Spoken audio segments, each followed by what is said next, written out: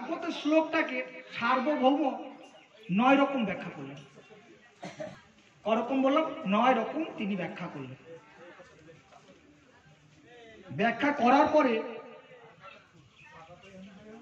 বাবাজি একটু শুনতে হবে, খুব সুন্দর বলছে 9 রকম ব্যাখ্যা করলেন। 9 রকম ব্যাখ্যা করে যখন চৈতন্য মহাপ্রভুর দিকে তাকালেন, চৈতন্য মহাপ্রভু একটু হাসলেন,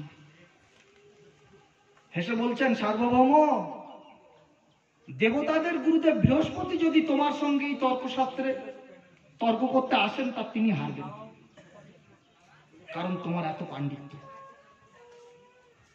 বলছে বৃহস্পতিদের গুরু, দেবতাদের গুরু বৃহস্পতি যদি তোমার সঙ্গে এই ধর্ম বিষয়ক আলোচনা করতে আসে, তিনিও তোমার কাছে হারবেন, কারণ তোমার এত পাণ্ডিত্য, এত জ্ঞান। তো সার্বভৌম,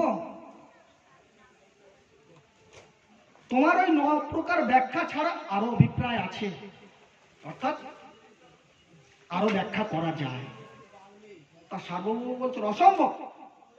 অভিধানে যত রকম অর্থ হয় সমগ্র শব্দ নিয়ে, সমগ্র অর্থ নিয়ে আমি 9 প্রকার ব্যাখ্যা করেছি, আর করা সম্ভব না।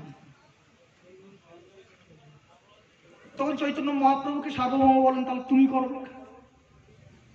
চৈতন্য মহাপ্রভু সার্বভৌম যে 9 প্রকার ব্যাখ্যা দিয়েছেন, তার একটাও না নিয়ে তিনি সেই শ্লোকটাকে 18 খানা ব্যাখ্যা করলেন। তখনই সার্বভৌমর ভিতরে চিন্তা হলো, এ তো মানুষের পক্ষে সম্ভব না, মানুষ এরকম ব্যাখ্যা করতে পারে, মানুষ তো না, তাহলে এ কি কোনো দেবতা দেবতা হবে নাকি? এই প্রথম তার অনুসূচনা। তারপরে ওই 18 খানা শ্লোককে আরো সূক্ষ্ম থেকে সূক্ষ্মতর ভাবে চৈতন্য মহাপ্রভু 64 প্রকার ব্যাখ্যা করলেন। তখন এবার সার্বভৌমর মাথা ঠিক নেই,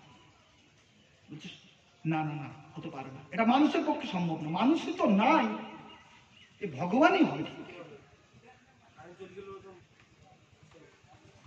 ভগবানই হবে, ভগবান না হলে হতে পারে না। 64 প্রকার ব্যাখ্যা, যে আমি যত ধরনের আবিধানিক অর্থ হয় আমি সেই সব অর্থ দিয়েই করেছি, এই হতে পারে না, মানুষ ব্যাখ্যা করতে পারবে না, মানুষের পক্ষে সম্ভব না, এ ভগবানই হবে। তখন এইরকম ভাবছেন, ভাবতে ভাবতেই ভগবান চৈতন্য মহাপ্রভু বলছে, সার্বভৌম আমাকে দেখো। তখন তিনি সার্বভৌমকে কৃপা করলেন, তখন তিনি ষড়ভুজ দেখালেন। ষড়ভুজটা মানে চৈতন্য মহাপ্রভু ষড়ভুজ মানে 6টা বাহু। রামচন্দ্রের 2টো হাত দেখালেন, ভগবান শ্রীকৃষ্ণের 2টো হাত দেখালেন, আর চৈতন্য মহাপ্রভুর 2টো হাত তো আছে, ষড়ভুজ। এই থেকে বোঝাতে চাইলেন, যিনি রামচন্দ্র তিনি শ্রীকৃষ্ণ, আর তিনি সেই চৈতন্য মহাপ্রভু তোমার সামনে বসে আছে। তখন উনি জানলেন যে না, তিনি মানুষ না, ইনি সাক্ষাৎ ভগবান, স্বয়ং ঈশ্বর। তখন তিনি 100টা শ্লোকে স্তুতি করলেন, এইভাবে তাকে কৃপা করেছে। আর এক পণ্ডিত ছিল, একটু পণ্ডিতদের কথা বলি, বাবা ভালো লাগছে। কেশব ভারতীর নাম শুনেছেন? কেশব ভারতীর মা সরস্বতীর আশীর্বাদ প্রাপ্ত, বর পেয়েছিলেন। তার জীবে সবসময় মা সরস্বতী বিরাজ করে, কথা বলার আগে মা সরস্বতী বসবে, মা সরস্বতী বলে দেয়। কি বলুন, এই গ্রন্থটা যখন পড়ি, ইদানিং পড়লাম, পড়তে পড়তে ভাবলাম আমাদের তো জীবে মা সরস্বতী বুঝতে পারে না। ভাবুন, এরা ভগবানকে বিশ্বাস করে না, এদের কপাল জীবে মা সরস্বতী বসে আছে।